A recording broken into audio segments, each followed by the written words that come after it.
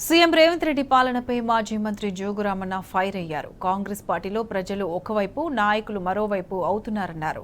Adilabad MP స్థానంలో బీజేపీకి BRS పార్టీల మధ్య పోటీ ఉంటుందన్నారు. ప్రజలను పక్కదారి పట్టించడానికే ఫోన్ ట్యాపింగ్ వ్యవహారం ముందుకు తీసుకొచ్చారని జోగురామన్న మండిపడ్డారు. మాకే పోటీ ఉంటుంది, అది కూడా బీజేపీ నామమాత్రంగానే పోటీ ఉంటుంది. కాంగ్రెస్ అయితే అడ్రస్ ఉండదు. అంటే 100% కాంగ్రెస్ పార్టీ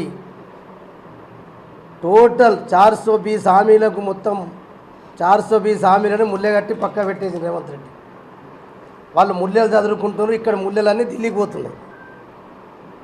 ఇక్కడ రైతులను పొందబెట్టిండ్రు, రైతు కూలీలను పొందబెట్టిండ్రు, మా అక్క చెల్లెలను పొందబెట్టిండ్రు, అందరినీ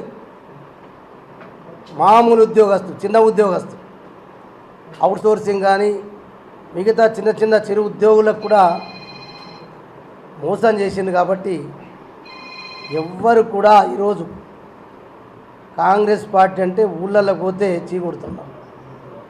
అందుకే ఇక్కడ ఆదిలాబాద్లో బీఆర్ఎస్ పార్టీ విజయం ఖాయమైపోయింది. ఇప్పుడు రేవంత్ రెడ్డికి ఏముంటుంది, ఇవాళ అవినీతికి చిక్కుకుపోయి 100 రోజులలోనే ఇవాళ 3,000 కోట్ల రూపాయలు సంపాదించి ఎట్లా వసూలు చేసి 2,500 కోట్లు ఢిల్లీకి అప్పచెప్పి వచ్చిండు. ఇలా తెలంగాణ ఉన్నటువంటి కాంగ్రెస్ పార్టీ డబ్బులు ఢిల్లీకి ఇస్తుందంటే అర్థం చేసుకోండి. ఎన్నిసార్లు ఢిల్లీకి పోయింది ఇప్పటిదాకా.